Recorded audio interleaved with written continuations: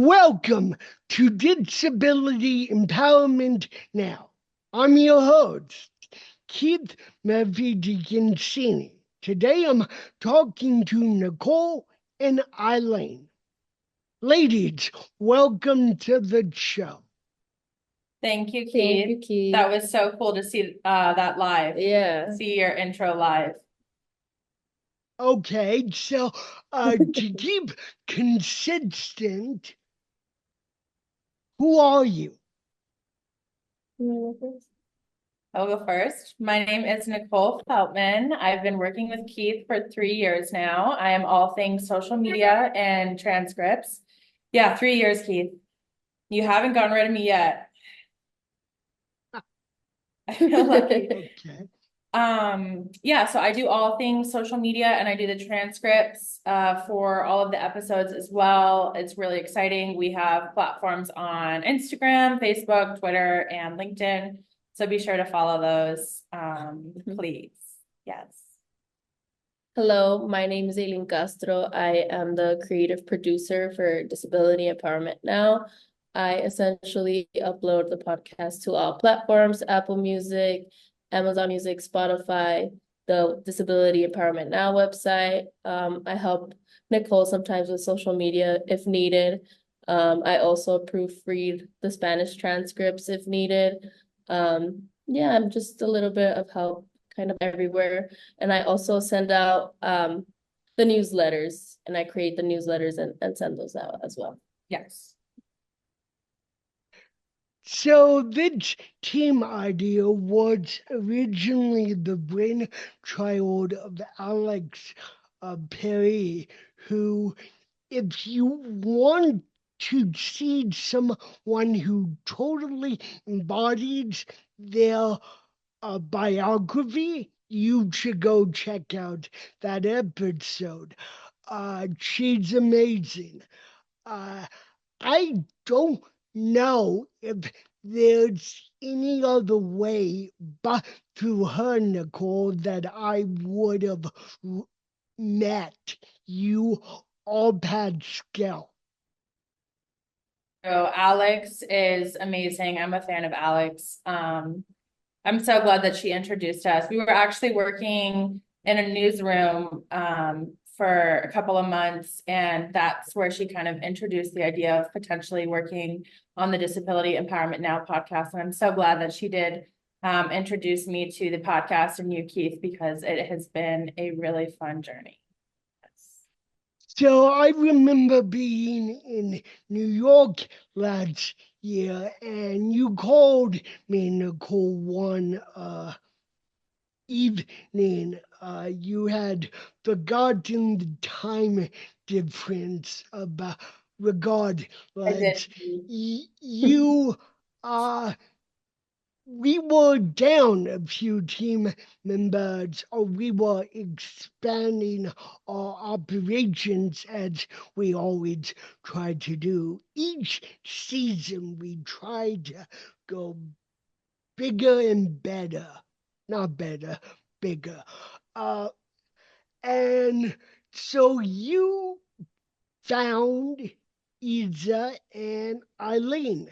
Tell me, out of everyone you know, and I've seen your Rolodex, it's quite impressive.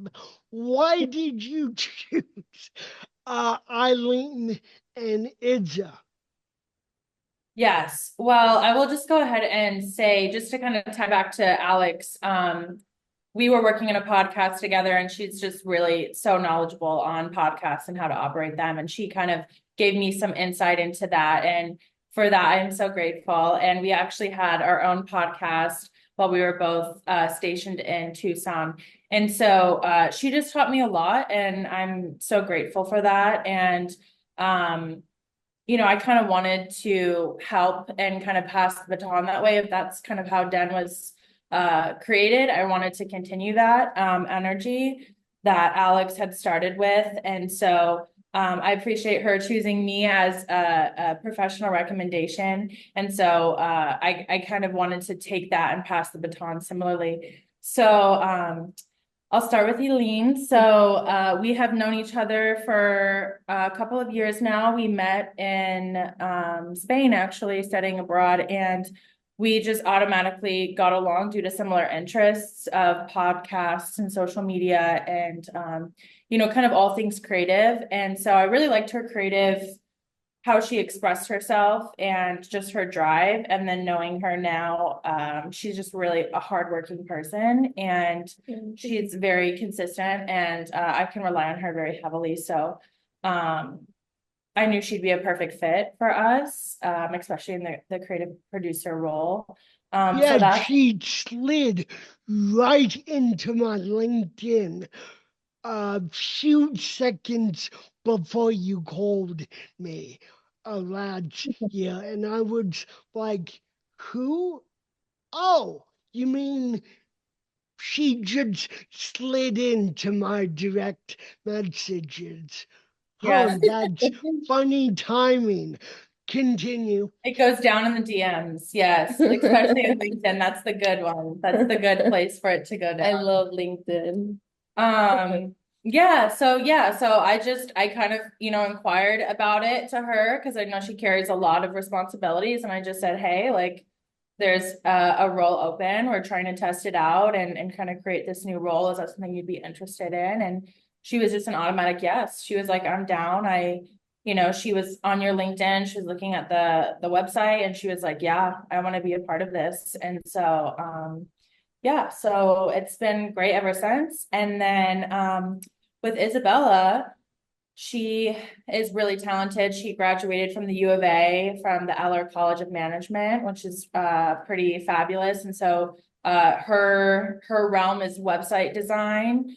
And so I just thought she'd be great to kind of come on the team. She also is fluent in Spanish, so she wanted to kind of help us with our transcripts to just be as accessible as possible to our viewers. And so she really stood behind that. And if you check out her website, that's kind of like the services that she provides. So I thought that would also be that was more of a direct connection to see what we needed and to see her services. So I kind of just found her that way. So Elaine, as one of the newest members, and it's funny because we've been working together for almost a year. 1 year. And just before we started recording, we actually met In person. in person. It's funny how those things happen. I know. So, as one of the newest team members, how was your work environment? How was the work culture? I love the work environment. I feel like I can express myself when needed. I feel comfortable reaching out to anyone on the team. It's been very soothsailing. I feel like yeah, it's been nice getting to know everyone. Even though we just met in person today, it felt like I've known you for a very, very long time. So it was a very nice, comfortable feeling. And I think you've created a great space for all of us. My mother will appreciate that comment. So thank you. Yeah. But yeah, no, it's just lost my train of thought. With Alex, it was always meant to be a collaboration. As I said in the first part of the interview, the original job I had hired her for was to teach me Adobe Audition. Great program. We couldn't do this video cards without it.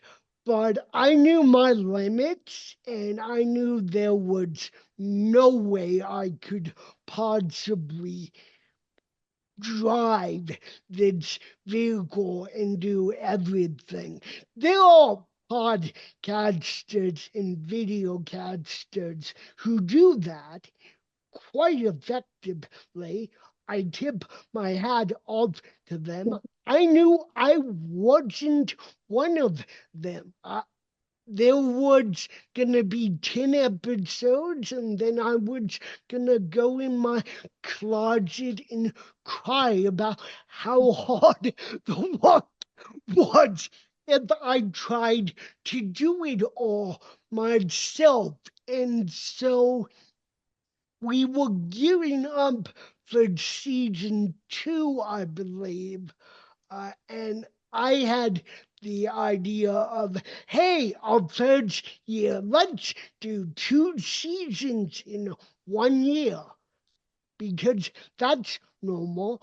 And so that is where she was like, I think we're gonna need some help. And that's when she introduced me to Pascal and Nicole. And Nicole, reading your initial plan on the social media front was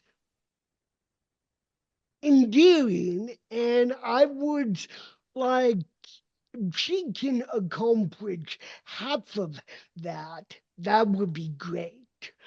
Uh, but you have constantly excelled every year.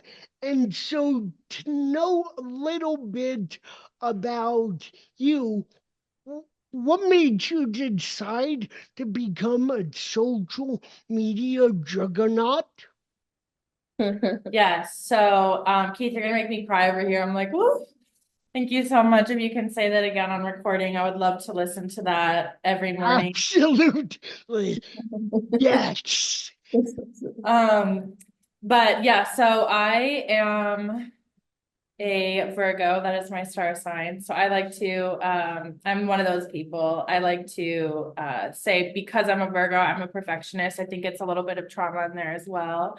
Yeah, so I don't know. I'm just very much a perfectionist. And when I see something, I have a vision for it. And so once I heard what you were looking for, and with my background in social media, I knew I was going to make that happen for you. So I would just, that's just kind of how I work. I like to be consistent. I like to excel goals, and I love social media, and I've been doing it for so long that it's like I'm very used to the algorithm. So and it really is just, it really does come down to consistency for the algorithm. And so I knew that's something that I could do and I wanted to do for you and the podcast. So I'm not, super, not pulling like a wand out of my hat or anything like that. It's just, yeah, it's just a dedication and wanting to get it done for the team. Yeah, I would say.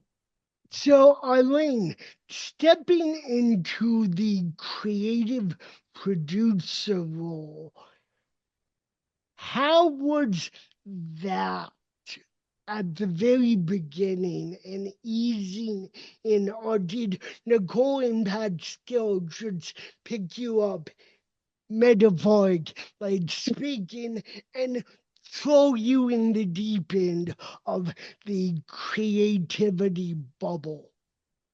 I wouldn't say I was thrown in. They did definitely help me a lot. They made videos for me to like follow along at the beginning because we were like mid-season, I believe, or start of a new season, and it was a lot of work. But yeah, I got adjusted, I'd say pretty well.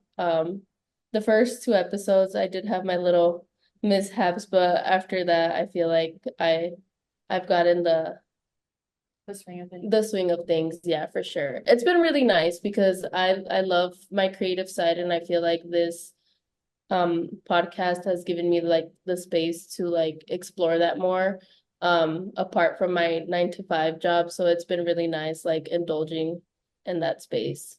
Yeah, we didn't necessarily throw her in. We threw her in with floaties. Yeah. So I wish someone had done that for me back in season 1. I would record an episode and then I would take a nap. because Rightfully I, so. yeah, Please keep going. but yeah, season 4, there's gonna be a lot of cross collaboration with other podcasts around the globe, and one in the UK, led by 2 disabled women.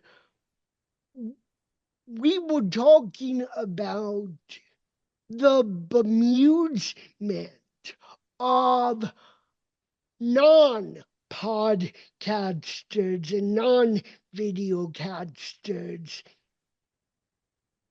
lack of knowledge into what a hard job and laborious job that creating a podcast is. It's not like call someone up, they drop whatever they're doing, they get on, you record an episode, punch a few keys, bam, mastered. Transcripts are a snap.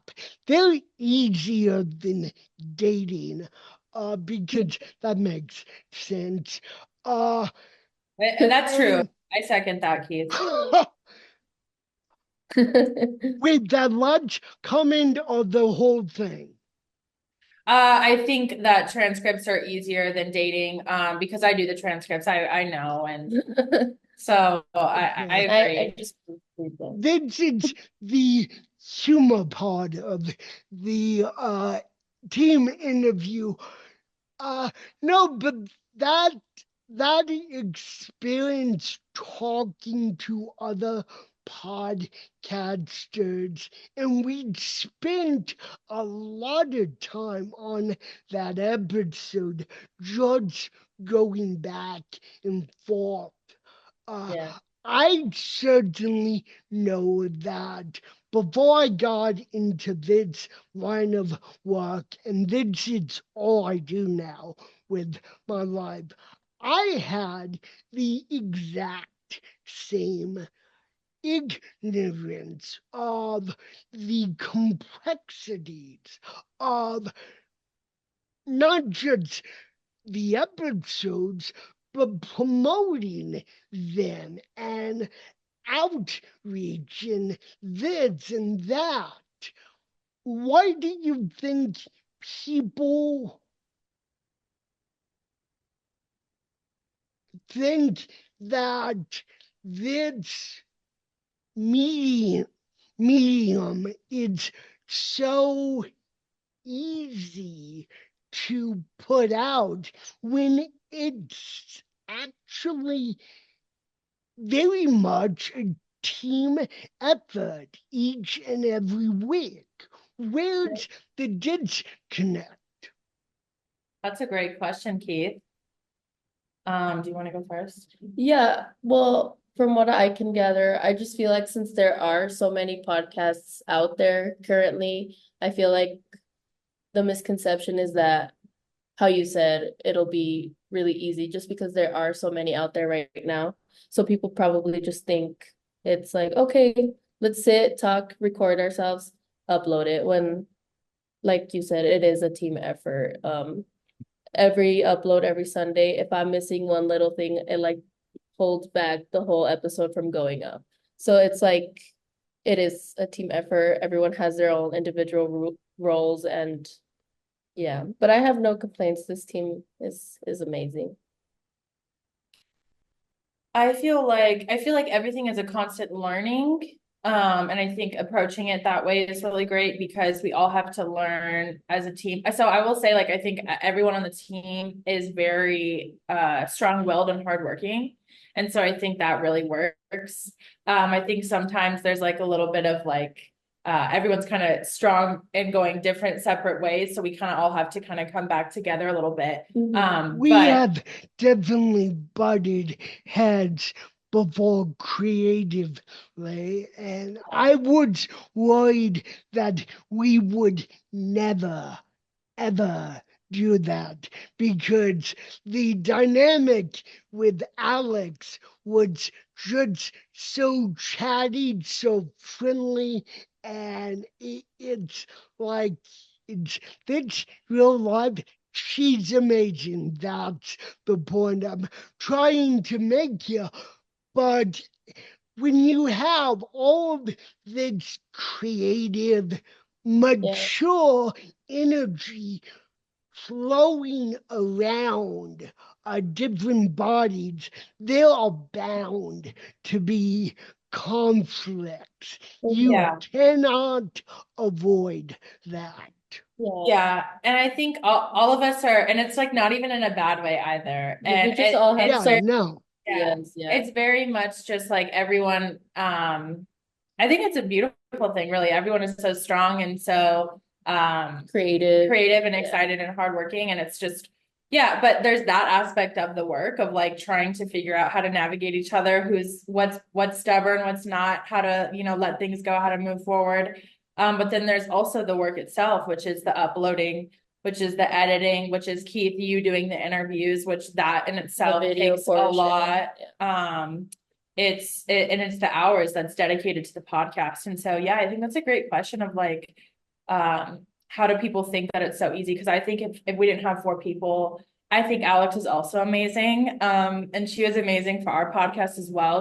I think you're exactly right. You nailed it on the head. She could do so much. Her skill set is so large for one person, but I don't think it's a job for One person, just one two person, people. if in this economy, Yeah.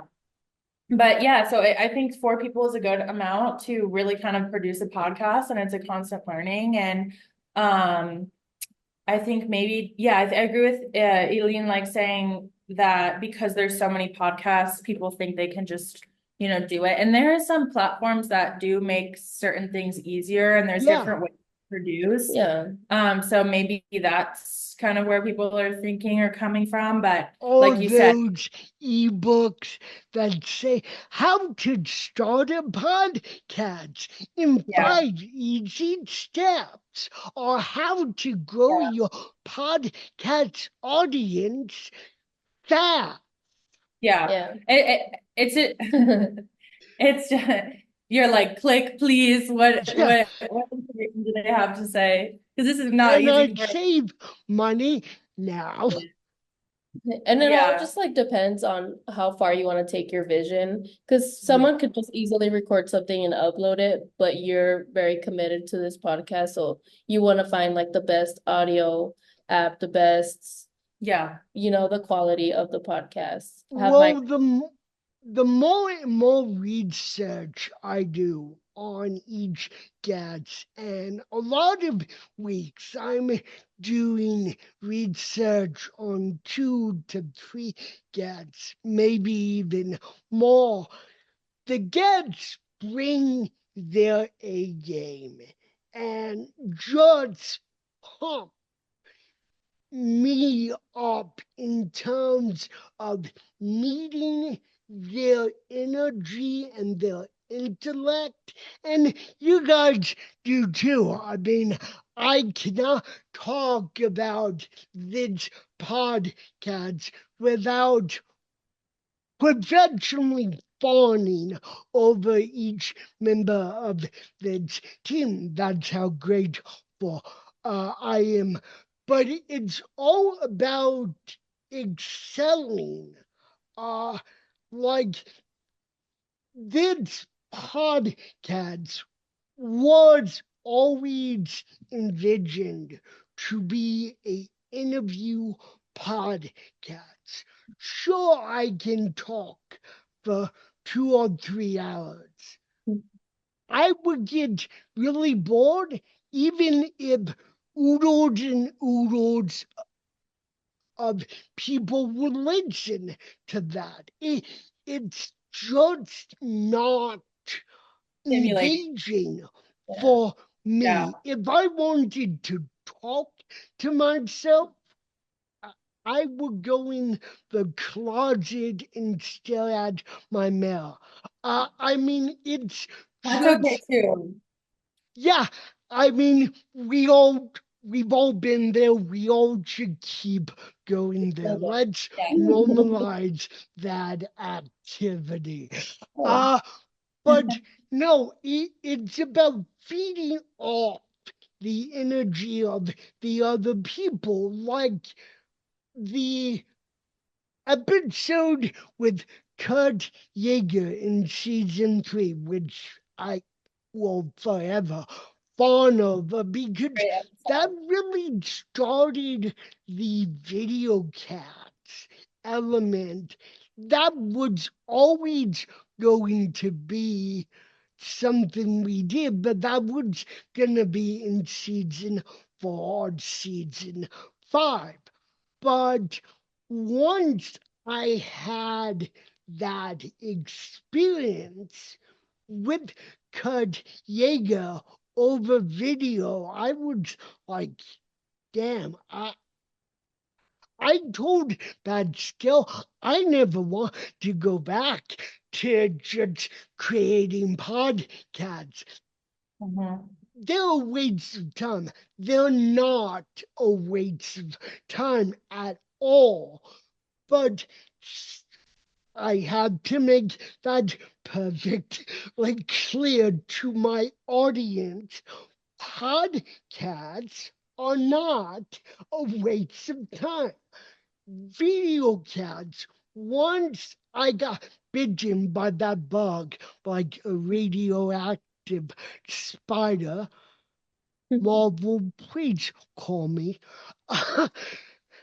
it was like that's all I wanted to do. Like I I found the interviews that much more euphoric in terms and much more exciting to do. And I've mentioned to Bad Skill more than once, and we're not going to do this.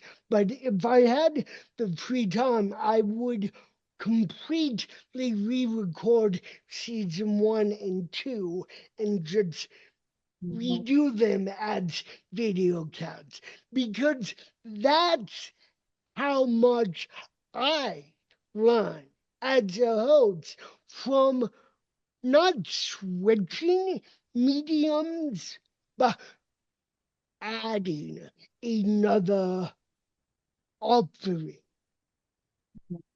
I mean, I think it would always be really cool to also like eventually create a set and kind of have like in-person interviews as well for you. I just think you're so good at interviewing and asking those questions. And it's good to hear that you feel stimulated, but I think you also are able to stimulate other people through your conversation and your questions. So yeah, you're extremely entertaining. And I can see how being able to have the visual aspect as Yeah. well. It's like a whole different kind of performance that you're able to have. And I think you just kill it every time. So I really hope that we can get there one day. Well, the reason why I'm I'm I do interviews and interview people so well. I tried to figure out a way to not sound egotistical, but anyway, it's the my natural curiosity about people and about their stories and what makes them tick and why they do what they do. If I didn't have that, I wouldn't do this because, spoiler alert, and I'm not sure either of you will believe this, I'm painfully shy, except when you put this microphone on. I'm happy go lucky sometimes when I see my dog.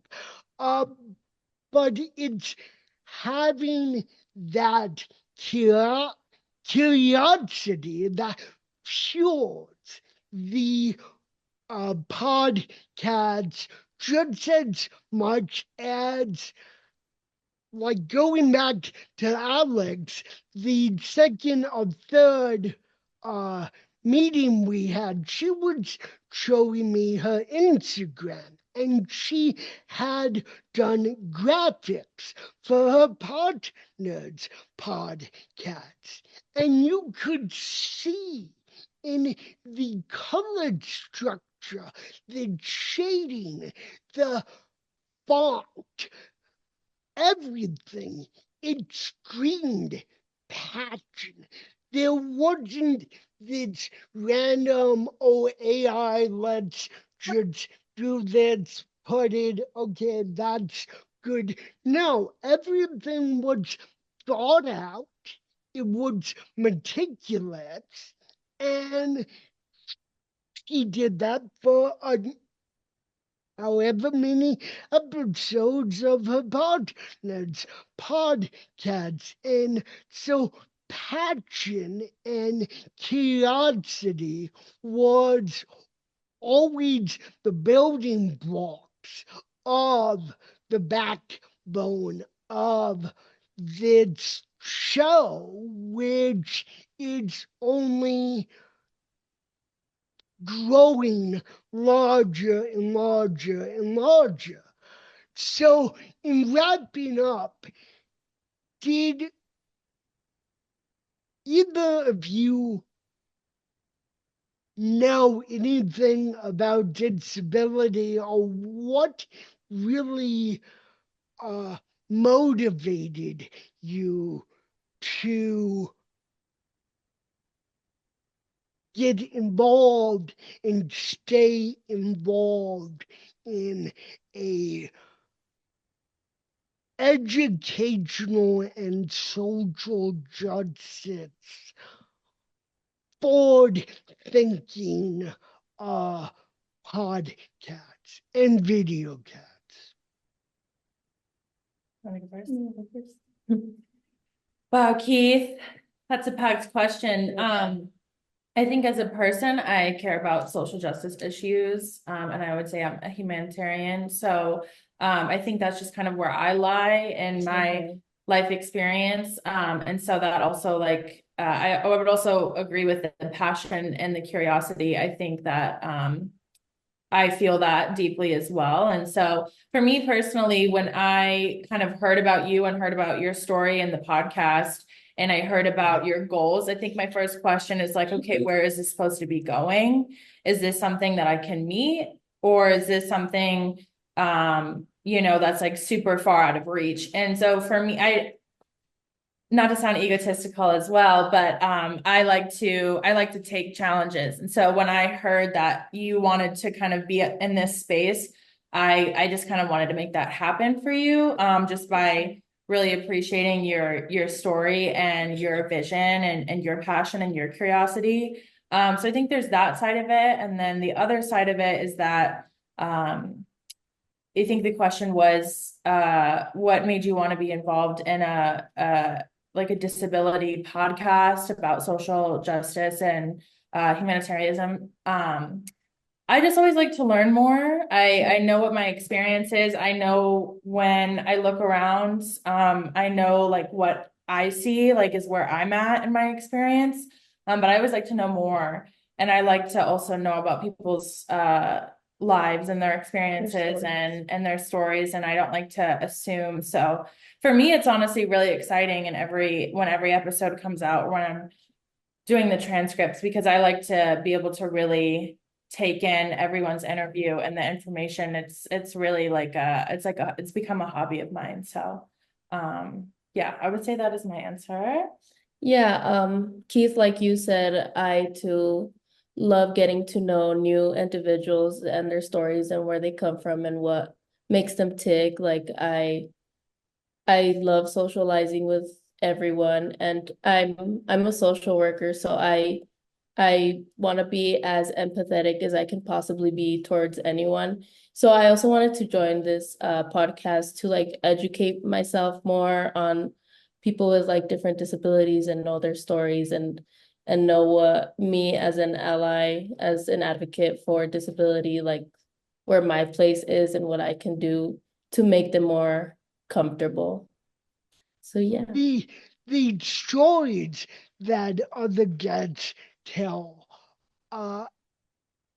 it's what I look forward to each and every episode, and to be able to bring in more humor, more personal anecdotes, and link it with uh, their stories or situations or experiences. I also like how each season tries to outdo itself. And so we're never stagnant. We always keep dreaming big. Like this season hasn't even begun. And by the end of this year, hopefully most of the season will be done. And we have offered pre season content, and we'll offer post season content, and we're starting a non-profit next year to provide more structure and to pull people into the creative process and stakeholders and whatnot. Any final comments? Yes, I have a final comment. I appreciate you asking that. I think like exactly what you're saying. I think the momentum is so heavy, and the momentum that you've created is so dense and so honestly so cool to be a part of. For sure. And I'm just so excited to see where we can continue moving, and I'm excited to be a part of that. What is the saying? The well-oiled. The well-oiled machine. Exactly. I'm excited to be one of the wheels on that, Aw. behind you and continuing to move forward. So Yeah, I'm very grateful for the year I've had on the podcast. It's been a really great journey, learning more and more. Yeah, one of the guests, uh, one of the guests made me commit to 20 seasons, and I actually did that. So somehow that's going to happen. Hopefully, I won't need sleep at some point. I can just keep working and working and working. no, you need sleep, Keith. Yeah, I know, we do. We all do. I'm so appreciative of both of your talents and of Pascal and Izzard's.